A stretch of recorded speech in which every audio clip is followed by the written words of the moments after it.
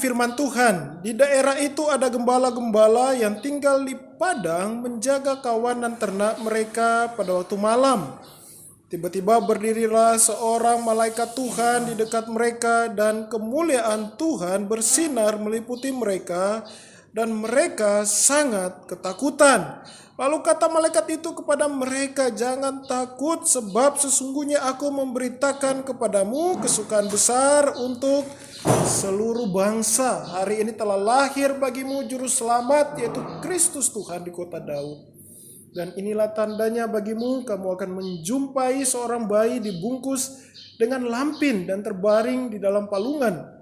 Dan tiba-tiba tampaklah bersama-sama dengan malaikat itu sejumlah besar bala tentara sorga yang memuji Allah, katanya, "Kemuliaan bagi Allah di tempat yang maha tinggi dan damai sejahtera di bumi di antara manusia yang berkenan kepadanya."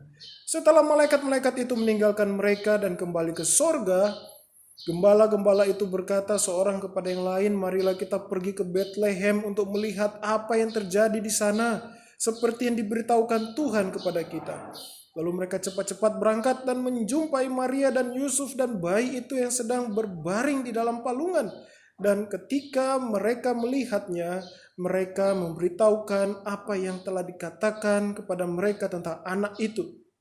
Dan semua orang yang mendengarnya heran tentang apa yang dikatakan gembala-gembala itu kepada mereka.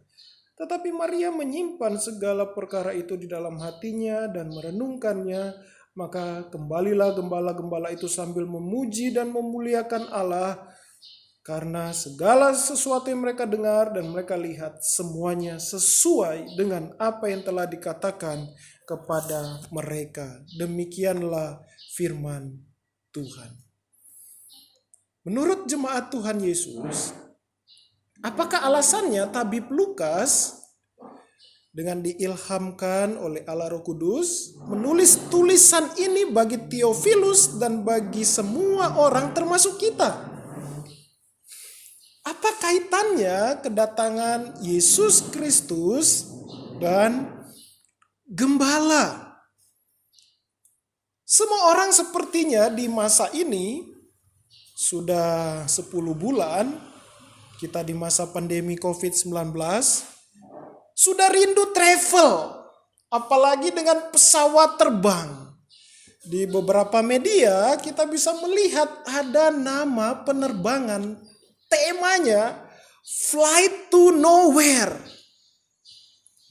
Sebelum masa pandemi, sepertinya tidak ada nama penerbangan Flight to Nowhere, tetapi itu ada saat ini. Dan sebelum masa pandemi ada ribuan pesawat di angkasa. Menurut Anda, ribuan pesawat yang terbang di angkasa, apakah mereka bebas terbang tanpa penuntun? Mereka ada yang menuntun. Namanya Air Traffic Control atau ATC.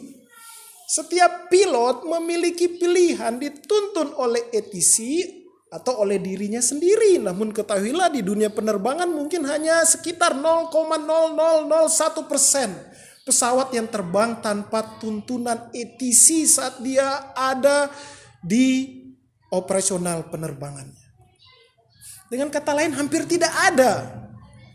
Nah, saat seorang pilot menerbangkan pesawat dengan ketinggian 36.000 kaki atau hampir 11 km dari permukaan laut, ia tidak melihat menara ATC atau airport di mana ATC itu ada. Tetapi ia dituntun oleh ATC yang tidak dilihatnya. Dan sehebat apapun pilot itu, seberapa lama pun jam terbangnya, ia akan tunduk kepada perintah ATC jika ingin selamat sampai di bandara tujuan. Pesawat yang terbang tinggi, memang secara posisi ia tinggi. Dan airport tempat ATC berada terlihat sangat-sangat kecil dan tak terlihat oleh dia di ketinggian 36.000 kaki atau 11 km. Tetapi ketahuilah, pesawat itu tidak berdaya tanpa ATC. Apapun nama tema penerbangan seperti flight to nowhere, pilot pesawat secanggih apapun perlu penuntun untuk bisa kembali mendarat dengan selamat. Dan ATC adalah ilustrasi gembala kasat mata bagi pesawat. Nah, menurut jemaat Tuhan, adakah satu manusia di dunia ini tanpa penuntun atau gembala di hatinya? Semua orang di dunia ini pasti memiliki gembala yang diikuti dan dipercayai di hatinya. Namun hanya ada dua gembala, yaitu Tuhan Yesus atau iblis. Tuhan Yesus dan iblis. Kembali ke tulisan Injil Lukas. Mengapa kedatangan Kristus Yesus khususnya di saat kelahirannya sebagai manusia, Roh Kudus mengilhamkan untuk Lukas menulis mengenai berita baik kepada gembala? Apakah maksud dari pemilihan Allah untuk memberikan kabar kedatangan Tuhan yang Sang Juru Selamat kepada para gembala? Jemaat Tuhan, perhatikan di dalam Yehezkiel pasalnya yang ke-34 ayatnya yang ke-23 sampai yang ke-25 dan ayat yang ke-31. Saya akan membacakan untuk kita semua. Aku akan mengangkat satu orang gembala atas mereka. Ia akan mengembalakannya, yaitu Daud hambaku. Dia akan mengembalakan mereka dan menjadi gembalanya. Dan aku Tuhan akan menjadi Allah mereka, serta hambaku Daud menjadi raja di tengah-tengah mereka. Aku Tuhan yang mengatakannya. Aku akan mengadakan perjanjian damai dengan mereka, dan aku akan meniadakan binatang buas dari tanah itu, sehingga mereka dapat diam di padang gurun dengan aman, tentram, dan dapat tidur di hutan-hutan. Dan di dalam Yehezkiel pasal 34 ayat 31 berkata, kamu adalah domba-dombaku, domba-domba gembalaanku, dan aku adalah Allahmu. Demikianlah firman Tuhan Allah. Jadi apa yang kita temukan di sana? Di dalam Yehezkiel pasal 34 ayat 23 sampai 25 dan ayat yang 31. Kita mengingat juga di dalam Matius 1 ayat 1 mengenai manusia Kristus Yesus berasal dari tunas Raja Daud dan Abraham. Yehezkiel yang rentang waktunya berbeda sangat banyak dengan Sang Kristus sedang berbicara mengenai Natal Sang Kristus, kedatangan Sang Gembala Agung, kehidupan yang adalah tunas dari Raja Daud, dan yang digembalakan olehnya adalah semua keturunan rohani Abraham. Raja yang memiliki hati gembala, sang gembala yang memiliki kuasa raja. Perhatikan jemaat Tuhan di dalam Yehezkiel pasal 34 ayat 23 sampai 24. Seperti apakah hati sang gembala itu? Hati seorang hamba. Apakah statusnya gembala dari keturunan Raja Daud? Sebagai keturunan Daud berarti ia adalah raja yang memiliki kuasa. Dan di manakah sang gembala itu berada? Apakah ia berdiam di istana? Tidak. Sang gembala ada di segala sudut dan tengah-tengah kawanan domba gembalaannya atau umatnya. Perhatikan para gembala domba. Di manakah mereka? Mereka di semua sudut dari kawanan domba mereka. Sang gembala itu menempatkan dirinya di pinggir atau di pojok atau di belakang atau di depan atau di tengah-tengah kawanannya. Atau kalau kita berbicara mengenai sang gembala agung, ia ada di tengah-tengah umatnya. Ini seperti posisi kemah suci yang berada di tengah-tengah perkemahan orang Israel. Dan walaupun di tengah-tengah, seperti tiang awan yang menudungi perkemahan orang Israel dari ujung satu ke ujung yang lain, dari terik panas matahari Dan pada waktu malam, tiang api dari ujung satu ke ujung yang lain menerangi dan menghangatkan orang Israel di malam hari. Tuhan Allah hadir di tengah-tengah kehidupan umatnya dan menaungi mereka di segala sudut kehidupan mereka. Lanjut perhatikan jemaat Tuhan Yesus di dalam Yeskiel pasal 34 ayat 25. Perhatikan kata, aku akan mengadakan perjanjian damai dengan mereka.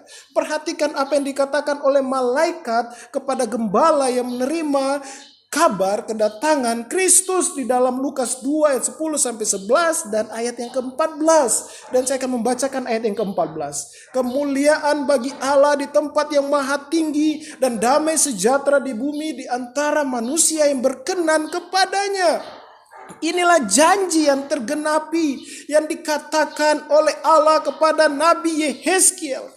Masih ingatkah kita tulisan di dalam Matius pasal 1 ayat 1 sampai 17 mengenai silsilah Kristus, di mana Allah tidak akan membatalkan janjinya walaupun manusia rusak total akibat dosa dan bahkan memusuhi Allah di dalam hati mereka?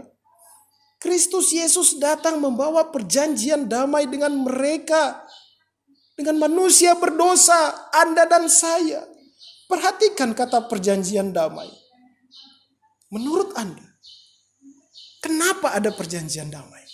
Menurut jemaat Tuhan, mengapa ada perjanjian damai? Kapan ada perjanjian damai? Jawabannya karena ada perang, dan di saat masa perang. Di dalam perang, menurut Anda dan saya, pihak siapa yang mengajukan perjanjian damai? Pihak yang kuat atau pihak yang lemah? Pihak yang menang atau pihak yang pasti kalah yang mengajukan perjanjian damai? Jawaban pastinya pasti pihak yang lemah, pihak yang sudah tahu kalah.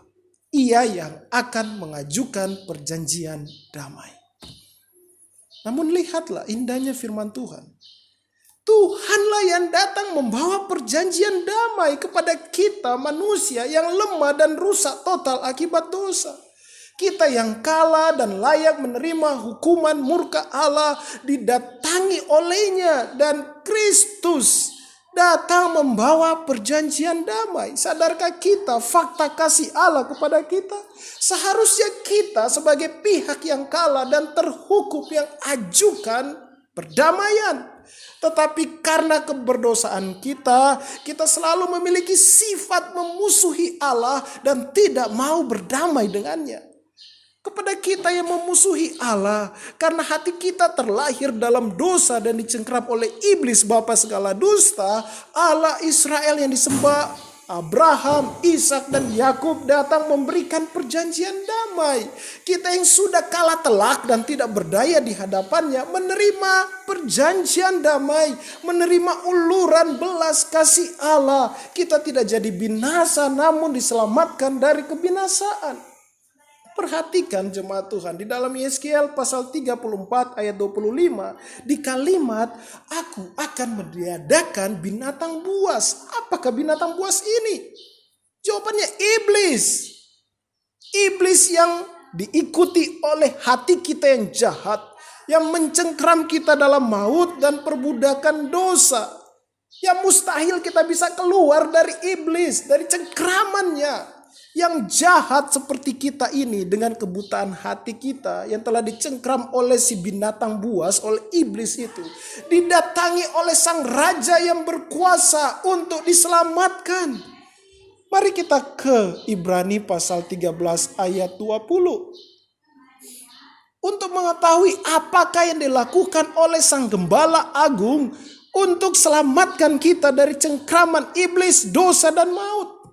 Di dalam Ibrani 13 ayat 20 berkata, maka Allah damai sejahtera yang oleh darah perjanjian yang kekal telah membawa kembali dari antara orang mati gembala agung segala domba, yaitu Yesus Tuhan kita.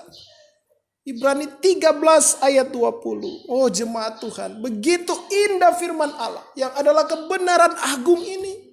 Sang gembala menyelamatkan kita dengan darahnya sendiri.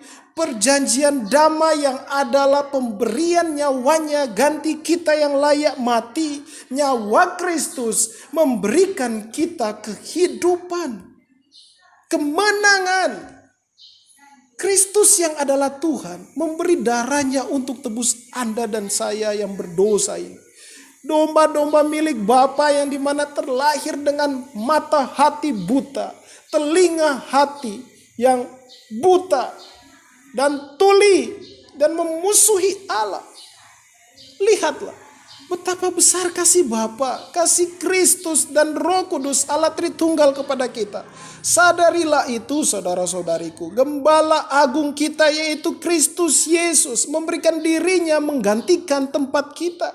Di kayu salib Allah Bapa mendamaikan kita dengan dirinya di dalam Kristus Yesus.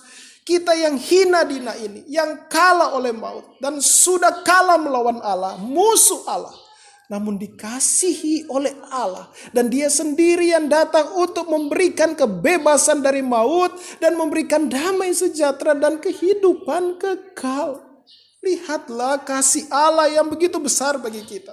Hanya oleh pekerjaan Allah Roh Kudus, kita hatinya yang jahat, yang rusak total akibat dosa, buta dan pembenci Allah, diubah, dilahir barukan dan percaya kepada Yesus Kristus yang adalah Sang Gembala Agung.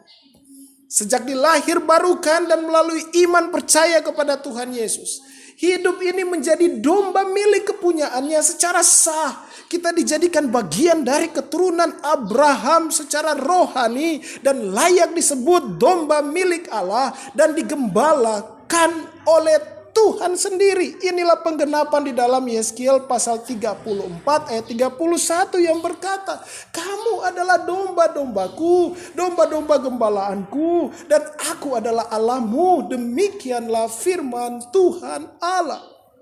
Jadi renungkan baik-baik firman Tuhan tersebut, yang menjadi gembala agung kehidupan kita yang percaya kepada Tuhan Yesus adalah Tuhan sendiri. Tuhan pencipta langit dan bumi adalah gembala kita. Betapa luar biasa kebenaran ini. Kembali ke pertanyaan mengenai alasan Roh Kudus mewahyukan tulisan ini kepada Lukas. Mengapa gembala yang dikunjungi malaikat Tuhan untuk memberitahukan kedatangannya, yang adalah gembala agung kehidupan, yang adalah Tuhan Allah Abraham, Ishak dan Yakub. Karena Dia, Tuhan Yesus, adalah gembala agung. Hanya Dia saja gembala agung dan tidak ada yang lain yang dapat menyelamatkan kita. Yesus Kristus adalah Tuhan Sang Gembala Agung yang dijanjikan sejak zaman purbakala telah datang. Natal bukanlah tentang pesta, bukan tentang makan-makan, tetapi pengingat siapakah gembala kita dan domba siapakah kita ini. Mari renungkan pertanyaan berikut. Siapakah gembala di hati Anda dan saya? Tahukah Anda gembala yang sedang diikuti oleh hati Anda dan saya? Apakah kita mendengarkan Dia dengan serius dan mentaatinya? Seperti apa dan bagaimana kita menjalani hidup ini akan memberitahukan siapakah gembala yang sedang kita ikuti, walaupun itu tidak terucap dari mulut kita. Anda dan saya tidak dapat membohongi siapakah sebenarnya penuntun hidup ini. Kita tahu suara siapa yang paling kita dengar. Suara Tuhan Yesus yang dinyatakan di dalam firman Allah Alkitab, atau iblis. Dunia ini, pemikiran kita, prinsip kita, perasaan kita yang jauh dari Alkitab. Dengan demikian, Anda dan saya sendirilah yang tahu siapakah gembala yang kuasai hati Anda dan saya. Satu-satunya cara untuk tahu dan mengenal Sang Gembala Agung, yaitu melalui Alkitab, bukan yang lain. Jika Anda dan saya berkata bahwa penuntun hidup ini adalah Kristus Yesus, maka Alkitab adalah otoritas tertinggi dan tidak ada satu hari pun kita tidak membaca, merenungkan Alkitab dan mendirikan pendirian kita berdasarkan Alkitab. Jika Alkitab adalah otoritas tertinggi di hidup kita, maka Kristus Yesus adalah gembala agung yang sedang kita ikuti. Dan hidup ini akan memperlihatkan keseriusan kepada firman Kristus. Alkitab adalah otoritas tertinggi, bukan berarti kita tidak memiliki otoritas di bawahnya, seperti doktrin gereja, kepatuhan kepada orang yang ada di atas kita, hukum negara, tetap ada itu semua. Namun semua itu harus berdasarkan Alkitab dan dihakimi oleh Alkitab yang adalah firman Allah. Jika bukan Alkitab otoritas tertinggi di hidup ini, di hidup Anda dan saya, maka yang sedang kita ikuti adalah diri sendiri, dunia ini dan iblis. Ketahuilah, jangan ikuti gembala jahat iblis yang oleh dustanya manusia terjun bebas ke dalam kematian kekal. Apakah bukti atau tanda bahwa kita mengikuti gembala agung Tuhan Yesus Kristus? Pertama, jemaat Tuhan, perhatikan firman Allah di dalam Yohanes 7 ayatnya yang ke-38 yang berbunyi, barang siapa percaya kepadaku seperti yang dikatakan oleh kitab suci, dari dalam hatinya akan mengalir aliran air hidup. Dan di dalam Yohanes pasal 10 ayat 26 sampai yang ke-27 berbunyi, tetapi kamu tidak percaya karena kamu tidak termasuk domba-dombaku. Domba-dombaku mendengarkan suaraku dan aku mengenal mereka dan mereka mengikut aku. Dan ayat 28, dan aku memberikan hidup yang kekal kepada mereka dan mereka pasti tidak akan binasa sampai selama-lamanya dan seorang pun tidak akan merebut mereka dari tanganku. Tandanya apa dari ayat-ayat firman Tuhan tersebut? Tandanya adalah ketaatan kepada Tuhan Yesus dalam damai sejahtera. Itu adalah tanda bahwa Anda dan saya adalah pengikut gembala agung Kristus Yesus. Firman Kristus Yesus mendatangkan damai sejahtera di hidup Anda dan saya.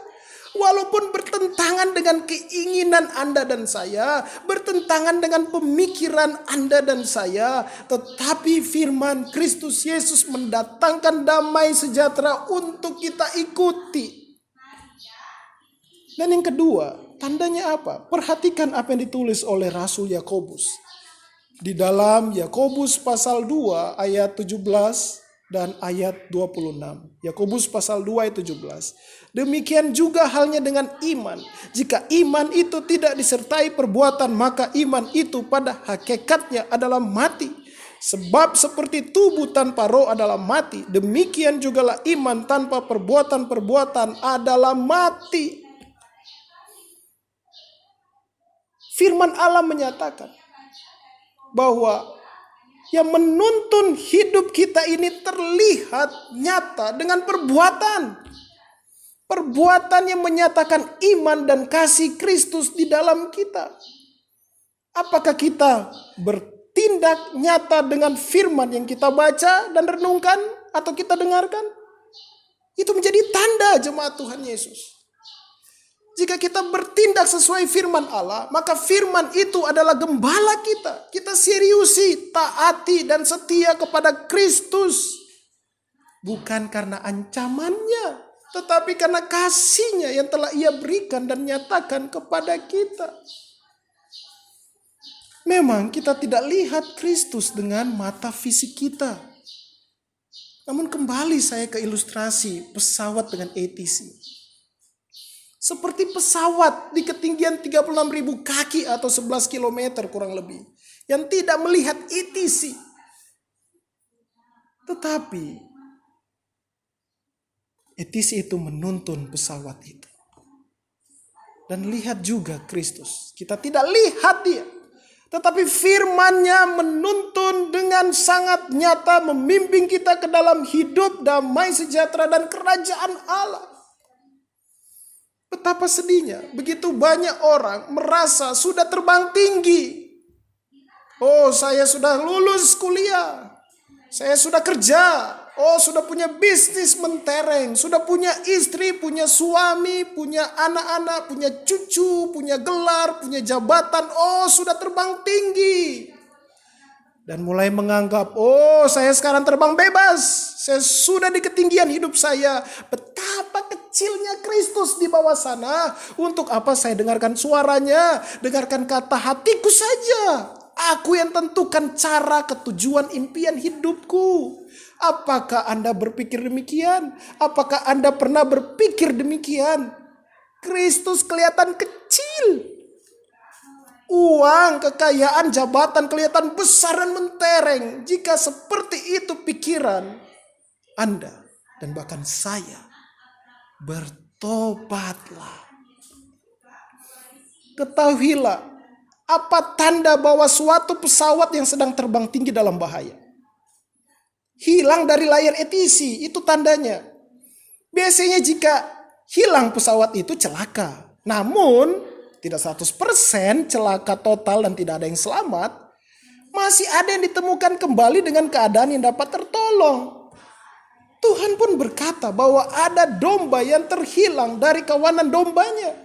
Hilangnya si domba dari kawanan menandakan ia dalam bahaya. Dan gembala sang pemilik domba pasti akan mencarinya. Dan jika domba itu terluka, gembala itu akan membalut lukanya. Dan sadarilah, jika Anda mengaku orang Kristen dan oleh kuasa Allah Roh Kudus disadarkan sedang terhilang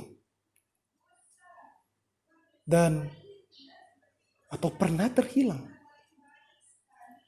ada satu tanda di hidup Anda, bahkan di hidup saya, yang menandakan kita sedang terhilang atau pernah terhilang. Ada satu tanda, luka.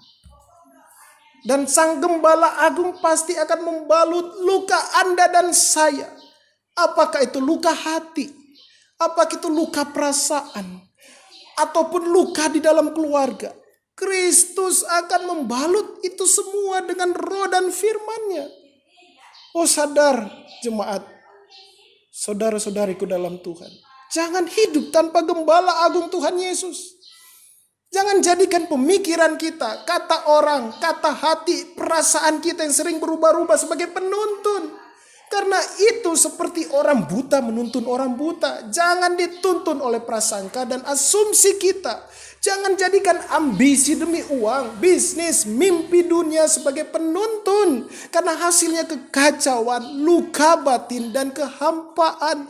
Jadi sebelum celaka parah, bertobatlah, percayalah, dan ikutilah Sang Gembala Agung Tuhan Yesus Kristus. Ikutilah firman Allah yang kekal, berkuasa selamatkan hidup Anda dan saya. Dan firman yang penuh kasih, firman Tuhan sungguh nyata, dan ia tidak akan mempermalukan namanya yang berkuasa dan mulia bagi siapa yang mengikutinya. Saya tahu ada masa-masa sulit di hidup kita, namun bukan berarti Sang Gembala Agung tinggalkan kita. Lihatlah jemaat Tuhan Yesus di dalam Yohanes pasal 14 ayatnya yang ke-16 sampai yang ke-17. Aku akan minta kepada Bapa dan ia akan memberikan kepadamu seorang penolong yang lain supaya ia menyertai kamu selama-lamanya, yaitu Roh kebenaran. Dunia tidak dapat menerima dia sebab dunia tidak melihat dia dan tidak mengenal dia, tetapi kamu mengenal dia sebab ia menyertai kamu dan akan diam di dalam kamu. Itu adalah wujud penggenapan firman Allah di dalam Mazmur nomor 23. Kembali ke ilustrasi ETC. Saat ada badai datang, nampak di layar radar pesawat dan nampak di dalam layar ETC di darat. Pasti staf ETC akan mengarahkan pilot untuk menghindari badai. Dan walaupun terjadi goncangan, pesawat itu selamat dari kecelakaan karena dia mengikuti tuntunan dari ETC. Namun ingat baik-baik, pilot bersama co-pilot dan penumpang tidak ditemani langsung oleh staf ETC. Goncangan badai itu dilewati pilot dan seisi pesawat tanpa ada satupun staf ETC yang menuntun mereka bersama mereka. Jika staf ETC hanya dapat memerintah, tetapi Kristus ia berbeda. Ia memerintah kita dan bersama kita. Staf ETC hanya memantau dari radar, ia tidak merasakan goncangan keras akibat badai. Tetapi Kristus Yesus di saat badai, ia arahkan kita dengan firman-Nya melewati badai kehidupan. Dan ia bersama kita dengan kehadiran Roh Kudus yang sama dengan pribadinya yang saat ini Kristus sedang mendoakan kita dan menantikan kita di sorga. Karena tujuan kita adalah sorga kepadanya. Kristus Yesus merasakan langsung apa yang kita rasakan. Kepahitan hidup kita, kekecewaan kita, kegagalan kita, permasalahan kita mengenai finansial, permasalahan suami istri kita, sakit penyakit, penolakan, pengkhianatan, bahkan kematian ia rasakan. Dan itu dapat terjadi dengan kita. Kristus tahu apa itu luka, karena ia mengalami luka luar dan dalam. Kristus Sang Gembala Agung merasakan semua yang kita rasakan karena ia pernah mengalami semua jenis penderitaan manusia. Dan saat ini ia bersama kita. Ia di dalam Anda dan saya yang adalah domba milik kepunyaannya. Ia tahu air mata kita. Ia tahu jeritan kehidupan kita. Ia tahu keputusasaan kita. Ia bersama kita. Ia menampung air mata Anda dan saya di kirbatnya. Dan sebagai domba milik Kristus kita hidup di dalam doa. Saat ada pergumulan, saudara-saudariku jemaat Tuhan, jangan menjauh dari Kristus. Semakin dekatlah dengannya. Dekat di dalam doa dan firman-Nya. Singkirkan dulu prasangka, asumsi, ambisi kita untuk capai semua yang kita inginkan. Ganti itu semua dengan firman Allah. Ketahuilah apa sumber sukacita kita. Apa sukacita kita? Ingat, sukacita kita, sumber sukacita kita hanyalah Kristus Yesus. Tujuan hidup kita itu Allah Tritunggal. Dan laksanakanlah firman-Nya. Bukan diam di tempat. Jadilah domba yang aktif taat dalam iman percaya kepada Kristus Sang Gembala Agung dengan aktif bertindak sesuai firman Allah. Dan ingatlah juga ada kalanya masalah itu datang karena domba itu dengar suara gembalanya tetapi diam di tempat. Dan akhirnya gembalanya hilang dari pandangan domba. Dan domba itu bingung mau kemana. Dan akhirnya mengikuti pemikirannya dan tersesat. Nah, kita pun ada waktunya di dalam kebodohan kita. Kita tidak peduli dengan firman Kristus. Kita ingin bebas mengikuti dunia ini atau mengikuti gembala dunia ini. Namun di saat kita tersesat dan dicengkram oleh si jahat gembala dunia ini, gembala yang jahat itu pasti akan tinggalkan Anda dan saya. Nah, jemaat Tuhan, ingatlah, kembalilah kepada Sang Gembala Agung. Ia tidak tinggalkan Anda dan saya. Mungkin Anda sudah sedemikian sesat dan jauh dan berpikir mana mungkin Tuhan mengampuni saya. Bagaimana mungkin Tuhan mau menerima saya. Jangan berasumsi seperti itu. Kristus mencari Anda. Dan saat ia menemukan Anda, jangan keraskan hati, mintalah pengampunan kepada Kristus Yesus. Utarakan isi hati kita, bertobatlah dan ketahuilah Kristus tidak akan memandang Anda yang datang kepadanya dengan penyesalan akan dosa. Ia tidak akan memandang dengan kemarahan, namun dengan wajah sukacita karena ia menemukan Anda kembali. Kristus tidak tolak Anda, ia akan rangkul Anda dan sangat senang merangkul Anda kembali. Begitu juga termasuk saya, jika saya tersesat dan ditemukan kembali. Selama masih ada nafas di hidung kita, Kristus tidak akan menaruh dendam akan kesalahan kita. Namun ia menawarkan perjanjian damai dan ia akan menyambut Anda dan saya yang menerima perjanjian damainya. Dan Kristus datang untuk mati di kayu salib. Dan bangkit untuk pembenaran kita. Yang oleh karya Roh Kudus dan Injil Kristus Yesus kita percaya kepadanya dan menerima perjanjian perdamaian darinya. Dan itulah makna kedatangan Sang Gembala Agung kehidupan. Kehidupan di saat ini dan kehidupan kekal. Natal di dalam hidup Anda dan saya.